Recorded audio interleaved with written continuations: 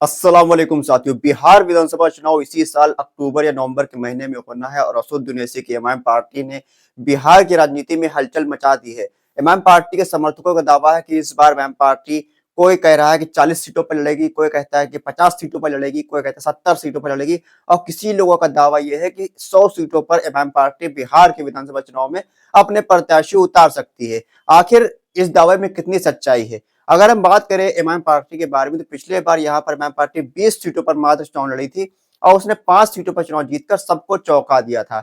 लेकिन 2 साल के बाद 4 विधायक, 5 में से 4 विधायक एमआईएम पार्टी को छोड़कर राजद, जो कि लालू यादव की पार्टी है, उसमें शामिल हो गए थे। इसके बाद जो एमआईएम के प्रदेश अध्यक्ष और आमौर से विधायक अख्तरुल इमान साहब हैं, वो अकेले एमआईएम पार्टी में विधायक बचे थे। उन्होंने एक बयान दिया था, उन्होंने कहा था कि हमारे आपने 4 विधायक तोड़े हैं, हम 24 लेकर आएंगे। तो इससे एक बात साफ जाहिर होती है कि 4 तोड़े थे, 24 लेकर आएंगे। इसका मतलब ये है कि 24 विधायक लाने के लिए कम से कम आपको 24 सीटें तो लड़नी ही पड़ेंगी और कोई भी पार्टी पूरी सीटों पर चुनाव नहीं जीत पाती है, चाहे वो जितनी भी सीटों पर चुनाव लड़े। बैरिस्टर असदुद्दीन ओवैसी साहब ने भी एक टीवी इंटरव्यू में ये कहा था कि अख्तरुल इमान साहब, जो एमआईएम के प्रदेश अध्यक्ष बिहार के हैं, उनके साथ हमारी मीटिंगें चल रही हैं। आखिरी फैसला अख्तर साहब लेंगे। अख्तर साहब हर विधानसभा की समीक्षा कर रहे हैं, कहाँ उनको प्रत्याशी उतारने चाहिए, कहाँ नहीं उतारने चाहिए और आखिरी फैसला जो होगा वो बैरिस्टर असदुद्दीन ओवैसी साहब के मशवरे से लिया जाएगा। अब जो लोग दावा कर रहे हैं 40 सीटों पर प्रत्याशी एमआईएम के उतरेंगे, कोई 50 सीटों पर कर रहा है, कोई 100 सीटों पर दावे कर रहा है। इसमें एक सूरत ये बन सकती है कि एमआईएम पार्टी अगर अकेले अकेले विधानसभा का चुनाव लड़ती है, तो उस सूरत में एमआईएम पार्टी जितने भी चाहे उतनी सीटों पर प्रत्याशी उतार सकती है। जैसे 242 सीटें में से जितने भी प्रत्याशी चाहेगी एमआईएम पार्टी, वो लड़ सकती है। 100 सीटों पर लड़ सकती है, 50 भी लड़ सकती है, 200 सीटों पर लड़ सकती है। लेकिन अगर किसी पार्टी के साथ एमआईएम का बिहार के अंदर गठबंधन होता है, जैसे पिछले बार एमआईएम पार्टी का जीडीएसएफ नाम से गठबंधन बना था, जिसमें उपेंद्र कुशवाहा, देवेंद्र यादव और बहन कुमारी मायावती की बीएसपी पार्टी उस गठबंधन में शामिल थी।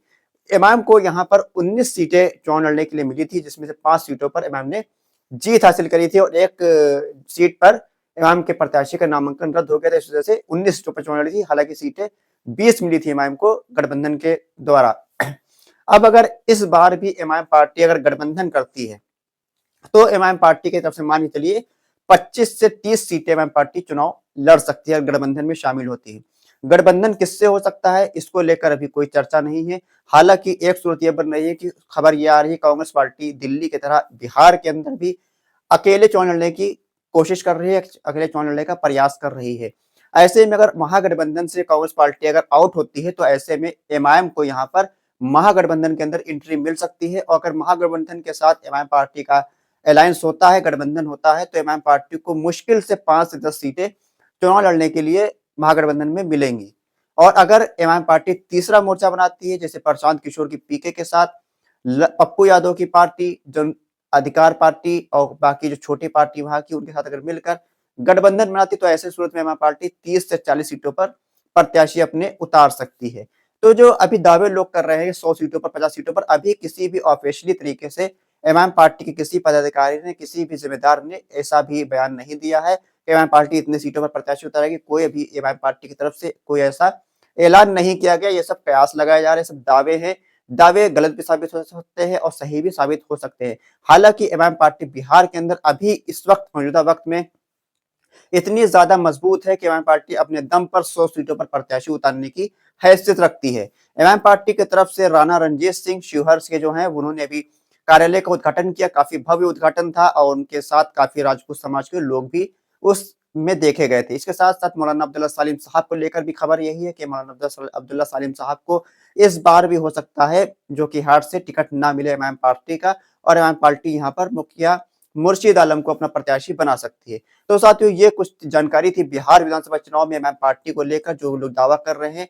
हालांकि दावे पूरी तरीके से सही नहीं है, अभी कोई भी ऐलान एमआईएम पार्टी की तरफ से नहीं किया गया। सारे जो है वो कयास लगाए जा रहे हैं। आप अपनी राय कमेंट बॉक्स में हमको जरूर लिखें कि एमआईएम पार्टी को बिहार के अंदर कितने सीटों पर प्रत्याशी उतारने चाहिए, 100 पर, 50 पर, 40 पर, 20 पर।